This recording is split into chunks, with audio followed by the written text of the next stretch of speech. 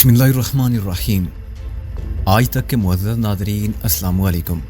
اب کس نمبر 70 ملاحظہ فرمائیں۔ اس پر پرنس نے ایک سردہ بھر کے سینے پر ہاتھ رکھا تھا اور نوٹنکی کے مکالموں کی طرح کہا تھا، حضرت ناصر، یہ عشق نہیں ہے آسان، بس اتنا سمجھ لیجئے ایک آگ کا دریا ہے اور ڈوب کے جانا ہے۔ میں سر پکڑے بستر پر بیٹھا اس نئی افتاد کے بارے میں سوچ رہا تھا اور ابھی روشنی گل بھی نہ کی تھی کہ دروازہ کھلا اور ایک عورت اندر آ گئی۔ اس میں کوئی شک نہیں کہ اسے دیکھتے ہی میں نے سمجھ لیا تھا کہ وہ کون ہو سکتی ہے۔ وہ نوجوان صحت مند عورت تھی جس کے حسن و شباب کی دلکشی اور رونائی کا ذکر کرنے لگوں تو الفاظ کم پڑیں گے۔ اس کے انداز و اعتبار میں ایسی شاہانہ تمکت تھی کہ میں دم بخود اور سحر زدہ بیٹھا رہ گیا۔ محل میں محرم اور نامحرم سے پردے کا اہتمام بہت سخت تھا، چنانچہ میں نے اسے پہلی بار دیکھا تھا، مگر میں سمجھ گیا تھا کہ وہ پرنس کی بیوی کے سوا کوئی نہیں ہو سکتی۔ بندی تسلیم بجا لاتی ہے وزیر صاحب، اس نے طنز کا دشتر چلاتے ہوئے کہا اور معنی خیز طریقہ پر ہنسی۔ کیا ہو گیا ہے آپ کو؟ بہت صدمہ ہوا ہے مجھے یہاں دیکھ کر۔ بیگم صاحبہ، میں نے گھبرا کر اٹھتے ہوئے کہا، آپ اس وقت یہاں؟ آپ کو تو اپنی خواب گاہ میں ہونا چاہیے تھا۔ بجائے ارشاد وہ اسی طنزیہ لہجے میں بولی، میں اپنی خواب گاہی میں ہوں، آپ کو یہاں نہیں ہونا چاہیے۔ شوہر کی خواب گاہ میں صرف شوہر کو یا اس کی بیوی کو ہونا چاہیے۔ کیا آپ بتا سکتے ہیں کہ یہاں آپ کیا کر رہے ہیں اور شہزادہ صاحب کہاں ہیں؟ میں سخت نروس ہو رہا تھا، شرمندگی سے میرا سارا وجود پانی بن گیا تھا۔ پرنس کی بیوی کی زبان سے نکلنے والے ہر لفظ کی کاٹ تلوار کی دھار سے زیادہ تیز تھی۔ میں بیک وقت اس کے حسن و شباب کی کشش سے مغلوب اور مسحور کھڑا تھا اور سوچنے سمجھنے کی صلاحیت سے محروم ہو چکا تھا۔ تشریف رکھیے وزیر صاحب، پسینہ پونچھیے اپنی جبیں سے۔ وہ بڑی نخوت کے ساتھ مسحری کے ایک کنارے پر اطمینان سے بیٹھ گئی۔ میں آپ کو شرمندہ کرنے نہیں آئی ہوں، جو کچھ آپ نے کیا وہ ایک اتالیق کا منصب نہیں تھا۔ مجھے اپنے شوہر کی ہر رات کا افسانہ رنگین معلوم ہے کہ یہاں کون آتا ہے یا وہ خود کہاں جاتا ہے۔ وہ بیوی کیا جسے شوہر کے پل پل کی خبر نہ ہو، خواہ شوہر پل بھر کے لیے بھی اس کی خبر لینے نہ آتا ہو، جو اس کی رگ رگ سے واقف نہ ہو، جو کہنے کو رگے جان سے بھی قریب تر ہو، مگر اتنی دور جتنا آکاش سے پاتال۔ لیکن میری بدقسمتی کو میری خوش قسمتی مان لیا گیا ہے۔ ایک مزدور کی بیوی اپنے شوہر کا گریبان پکڑ کے پوچھ سکتی ہے کہ بول اتنی دیر سے گھر کیوں آیا، لیکن ایک نواب کی بہو اور ولی عہد بہادر کی منکوہا جو محل میں رہتی ہے، خادموں اور کنیزوں پر حکم چلاتی ہے، دنیاوی مال و متاع کے خزانوں کی چابیاں رکھتی ہے اور بہت اونچی لاک رکھنے والے خاندان کی عزت کہلاتی ہے، وہ اپنے شوہر سے کوئی سوال نہیں کر سکتی کہ میرے سرتاج اور اسی کے پہلے چند ماہ بعد مجھے میرا حق کیوں نہیں ملا۔ اب میں اپنی گھبراہٹ پر کسی حد تک قابو پا چکا تھا، لیکن میرے لب بند تھے اور میری عقل دنگ تھی۔ مجھے پرنس کی بد نصیبی کا خیال نہیں تھا، جو گھر کے کوئے نور کو ٹھکرا کے کوچہ بازار میں ٹھیکریاں چنتا پھر رہا تھا۔ میں دست قدرت کے تراشے ہوئے اس نے بے مثال کی اسپیکر کو دیکھ رہا تھا، جس کے لبوں سے نکلنے والا ہر لفظ ٹیکسال میں ڈھل کر نکلنے والے چمکتے دمکتے سکے کی طرح تھا۔ اس کا انداز گفتگو، لہجے کی دل آویزی اور آواز کی نغمگی مجھ پر جادو کر رہی تھی، مجھے دیوانہ کر رہی تھی۔ میں تو آپ سے صاف سیدھی بات کا جواب مانگنے آئی ہوں، اس نے میری آنکھوں میں آنکھیں ڈال کے کہا۔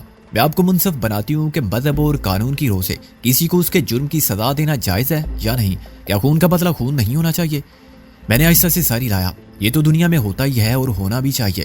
بجائے ارشاد وہ مسکرائی، آپ نے انصاف کیا اور اسی فیصلے کی روشنی میں فریادی کے دوسرے سوال کا جواب بھی دیا جائے کہ کیا بے وفائی کے بدلے بے وفائی غلط ہوگی؟ بولیے، جواب دیجیے۔ دیکھیے، میں کوئی مفتی، قاضی یا جج تو نہیں ہوں، میں نے بڑی مشکل سے کہا۔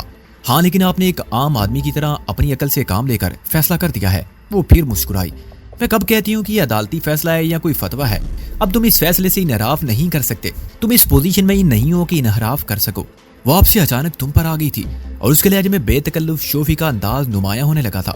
تم اپنے ہونہار شاگرد کو بے وفائی کرنے سے نہیں روک سکے تو کیا مجھے روک سکتی ہو؟ ہمت ہے تو انکار کر کے دیکھو۔ میری آواز کے بلند ہوتے ہی کتنے جانثار دوڑے چلے آئیں گے اور ذرا سی دیر میں نواب صاحب کو بھی خبر ہو جائے گی۔ اس نے مجھے بلیک میل کیا کیونکہ وہ بلیک میل کرنے کی پوزیشن میں تھی، لیکن سب سے بڑی بات یہ ہے کہ میں خود بھی بلیک میل ہونا چاہتا تھا۔ میں جانتا تھا کہ یہ زہر ہے، مگر میں نے اس کو امرت کا پیالہ سمجھ کے اٹھا لیا۔ میں جانتا تھا کہ یہ آگ ہے، مگر میں نے انکاروں سے دامن بھر لیا۔ میں نے پرنس کو پھر کبھی نہیں ٹوکا اور اس کا رازدار بنا رہا۔ وہ جس عشق میں مبتلا تھا وہ دن بدن شدت اختیار کرتا گیا اور وہ اکثر راتوں کو گھر سے غائب رہنے لگا، لیکن میں نے اس کی عدم موجودگی کے ہر لمحے کو غنیمت شمار کیا اور اس ہر سایت نایاب کی خوشی سمیٹ لی۔ اس کے جاتے پرنس کی بیوی اس کی خوابگاہ میں خوشبو، رنگ اور لطافت کا پیغام بن کے اتر آتی تھی اور صبح سے پہلے میں اٹھ کے پرنس کے لیے دروازے کھول دیتا تھا۔ وہ آتی مجھ سے سوال کرتا تھا کہ سب خیریت ہے نا میاں؟ اور میں دلی دل میں مسکرا کے کہتا تھا، شہزادہ عالی جاں، ابھی تک تو تقدیر یاور ہے۔ پرنس کے معاملات آگے بڑھے تو وہ بیم بھی محل میں آنے لگی۔ اس کا شوہر کبھی کبھی 2-4 دن کے لیے دلی چلا جاتا تھا اور وہ ہر رات نوکروں کے سو جانے کے بعد پرنس کی خوابگاہ تک 1 فرلانگ کا فاصلہ پیدل طے کر لیتی تھی۔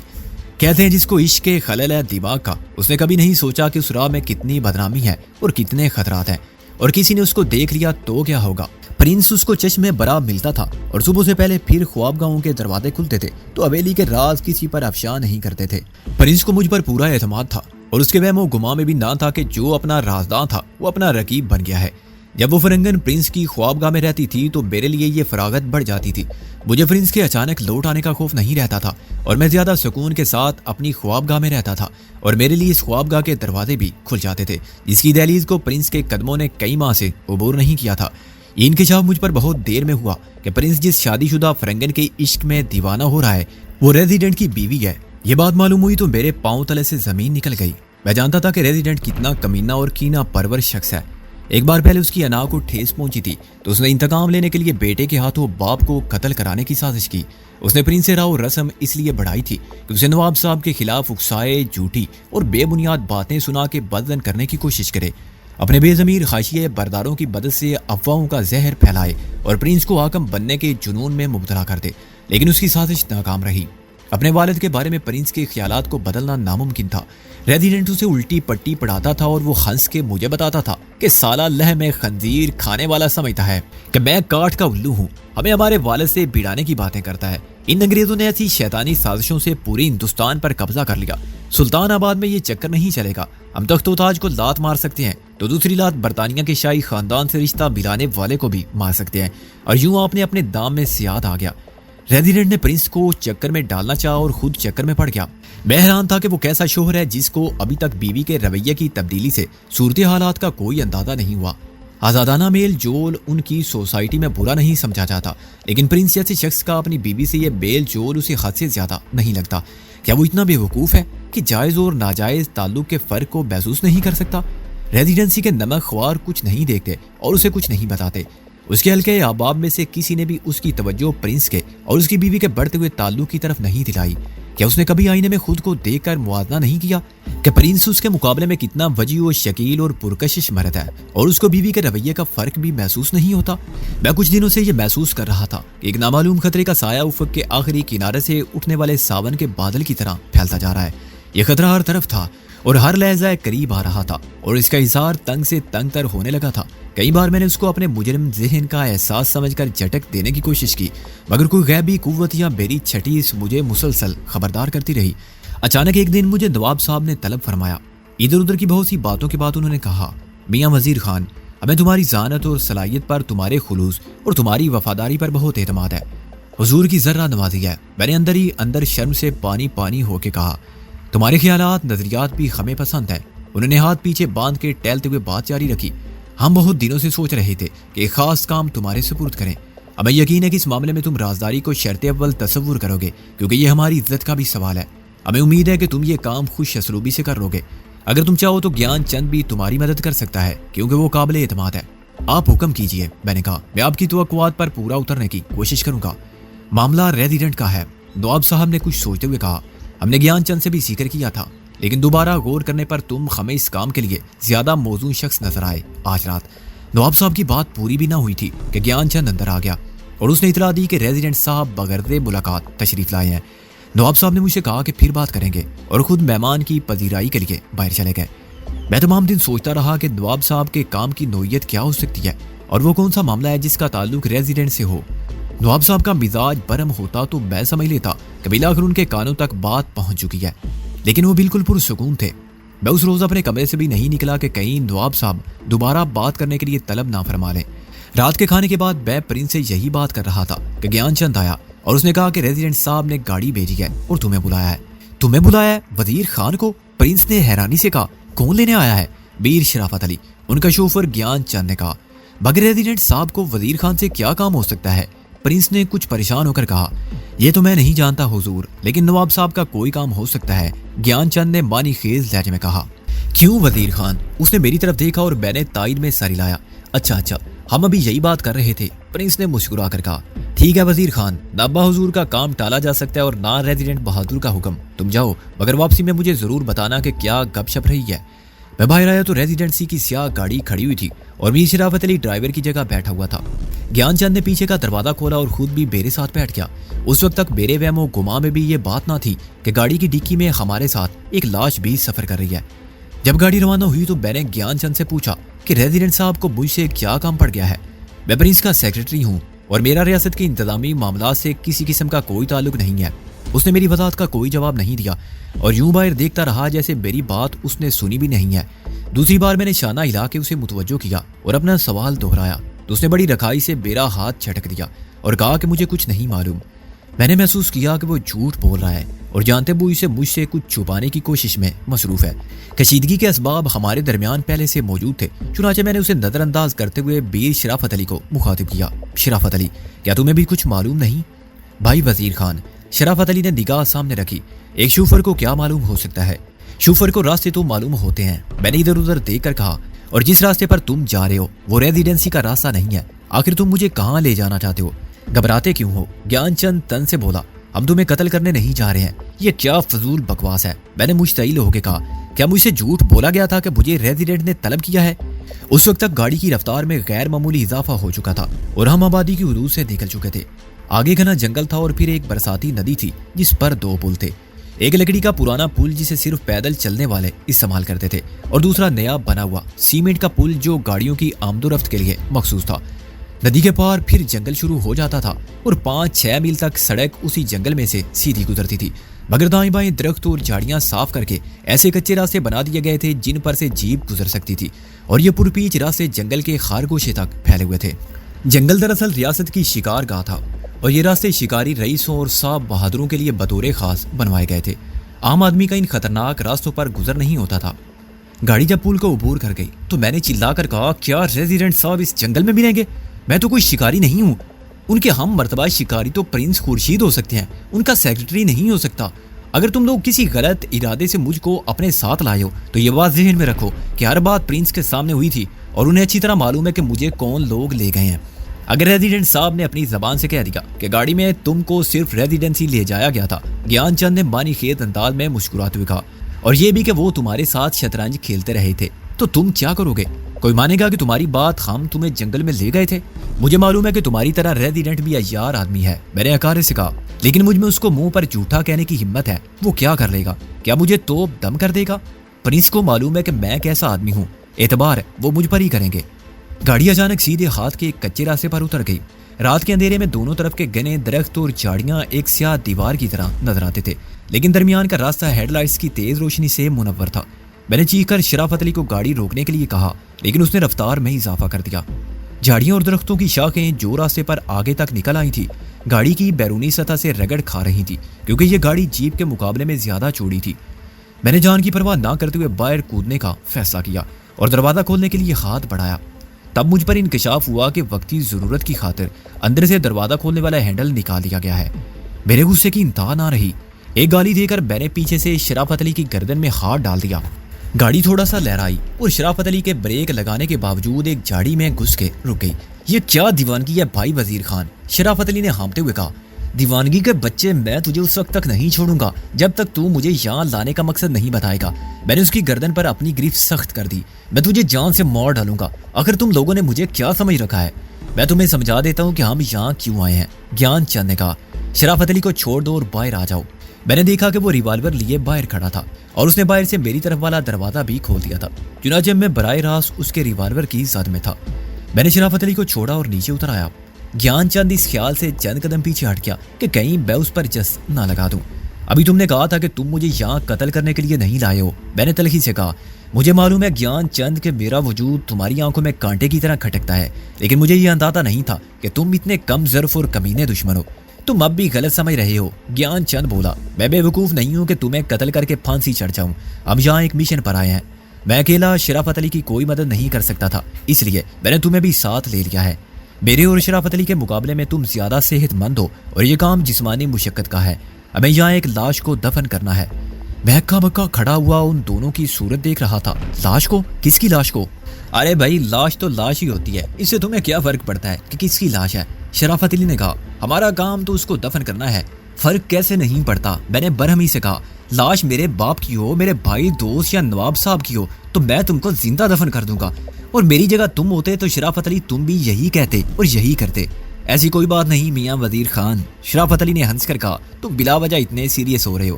بات یہ ہے کہ اپنے ریزیڈنٹ صاحب سے کچھ نشے میں ایک قتل ہو گیا ہے، ہم میں سے کسی کا بھی مقتول کے ساتھ دور کا بھی رشتہ نہیں ہے، چنانچہ ہمیں تو صرف ان کی عزت بچانے کی فکر کرنی چاہیے جن کا ہم نمک کھاتے ہیں۔ اس معاملے میں ہر شخص پر تو اعتماد نہیں کیا جا سکتا، چنانچہ ریزیڈنٹ صاحب نے یہ کام میرے سپرد کر دیا ہے، اور میرے لیے گیان چند کے بعد تم بھی بھروسے کے آدمی ہو، کیونکہ تم پرنس کے سیکرٹری ہو، اور جانتے ہو کہ ریزیڈنٹ صاحب سے ان کی کتنی پکی دوستی ہے۔ یہ زیادہ سے زیادہ 3 گھنٹے کا کام ہے، ہم تینوں مل کر ایک قبر کھودیں گے جس کے لیے ہم سامان اپنے ساتھ لے کر آئے ہیں۔ یہ سب کام ایک آدمی رات بھر میں نہیں کر سکتا، کیونکہ ہم میں سے کوئی بھی پیشہ ور گورکن نہیں ہے۔ اس نے پھر کہہ مارا۔ مجھے اس ماحول میں یہ ہنسی بڑی بھیانک اور دہشت زدہ کرنے والی محسوس ہوئی، لیکن شرافت علی پر کوئی اثر نہ تھا۔ پہلے مجھے یہ بتاؤ کہ لاش کس کی ہے؟ میں نے بہت دیر بعد کہا، عورت کی ہے یا مرد کی؟ غصہ اور نشہ کرنا تو تمہارے صاحب کی فطرت میں شامل ہے۔ اس بدبخت کا نام کیا تھا؟ یہ سب باتیں جان کر کیا کرو گے بھائی وزیر خان؟ شرافت علی نے دوستانہ لہجے میں کہا، یہ جانے بغیر میں تمہارے ساتھ کسی قسم کا تعاون نہیں کروں گا۔ میں نے اپنی ضد پر اڑتے ہوئے کہا، ایسی کوئی غیر معمولی بات تو نہیں ہے۔ شرافت علی نے کچھ سوچ کے کہا، دنیا میں ایسا ہر روز ہوتا ہے اور ہر جگہ ہوتا ہے۔ ہمارے صاحب بہادر کچھ شوقین مزاج واقع ہوئے ہیں۔ شوقینی ایسے ہی صاحبوں اور رئیسوں کی شان ہے۔ میرے جیسے دال کھانے والے شوقین بننے کی کوشش کریں تو رسوا ہوتے ہیں۔ ایک بدبخت عورت نے صاحب کی مہربانیوں سے پورا فائدہ اٹھایا اور بعد میں ان کی عزت سے کھیلنا چاہا۔ صاحب کے لیے اس کے سوا چارہ نہ رہا کہ اس کا قصہ ہمیشہ کے لیے ختم کر دیں۔ نہ رہے گا بانس، نہ بجے گی بانسری۔ حاکم لوگ ہیں جن کی عزت رعایا کے مقابلے میں کہیں زیادہ اہم ہوتی ہے۔ انہوں نے اس داغ رسوائی کو پھیلنے سے پہلے ہی مٹا دیا اور باقی کا کام ہم جیسے قابل اعتماد نمک خواروں کے سپرد کر دیا۔ ریزیڈنٹ نے کسی عورت کو قتل کر دیا تھا۔ قانون کی نظر میں یہ جرم تھا، اور قانونی کتابوں میں بھی یہ لکھا ہوا تھا کہ معاملات انصاف میں حاکم و محکوم اور گورے یا کالے کے درمیان کوئی تفریق نہیں۔ مگر یہ کتابی باتیں عملی زندگی کا حصہ نہیں تھی، خصوصاً اس ریاست کی حدود میں جہاں حاکم اور محکوم کے درمیان زمین اور آسمان کی دوری تھی۔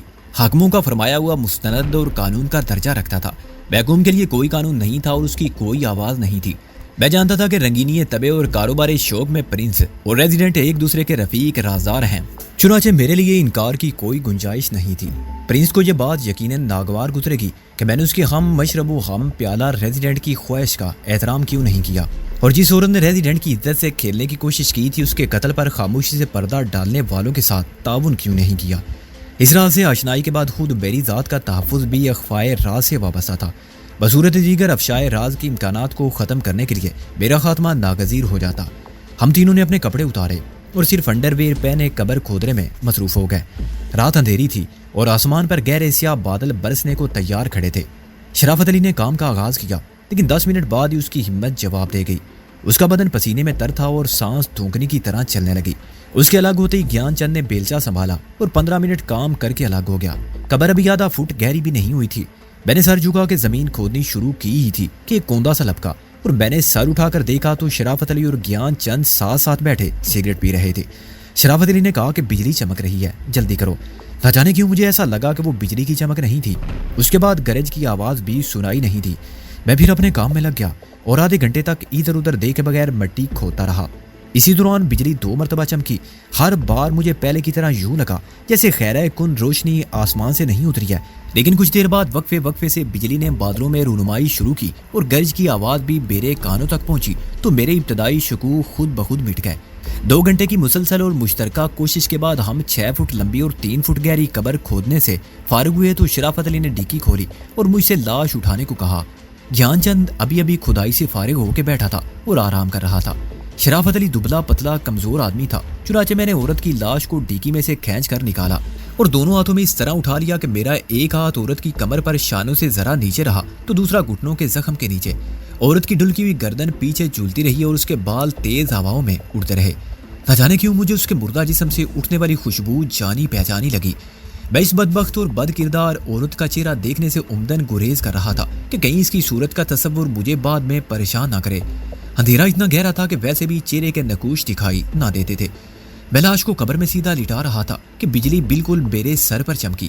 میں فوراً سیدھا کھڑا ہو گیا اور میں نے قبر کے باہر مٹی کے ڈھیر پر شرافت علی کو بیٹھے دیکھا۔ اسی وقت فلیش کی خیرہ کن روشنی میرے منہ پر پڑی اور میں ساری بات سمجھ گیا۔ میرے شکوک بے بنیاد نہیں تھے۔ پہلے بھی 3 بار کیمرے کی فلیش لائٹ ہی تھی جس کی چکا چوند کو شرافت علی نے آسمانی بجلی کی چمک قرار دیا تھا، حالانکہ بادلوں میں چمک اور گرج کا سلسلہ بہت دیر بعد شروع ہوا تھا۔ میں نے شرافت علی کو ایک غلیظ گالی دی اور قبر سے باہر نکلنا چاہا۔ میں اتنا مشتعل تھا کہ شرافت علی میرے ہاتھ آ جاتا تو میں اسے بھی کیمرے سمیت وہیں گاڑ دیتا۔ شرافت علی نے پیچھے ہٹتے ہٹتے ایک اور تصویر اتار لی اور میں ابھی باہر آیا بھی نہ تھا کہ گیان چند نے میرے سر پر ربر کی بنی ہوئی سخت گیند جیسی کوئی چیز گھما کے ماری۔ ضرب اتنی شدید تھی کہ میرا بیجا تک ہل گیا اور میں ایک سیکنڈ میں بے ہوش ہو کر واپس قبر کے اندر لاش کے اوپر جا پڑا۔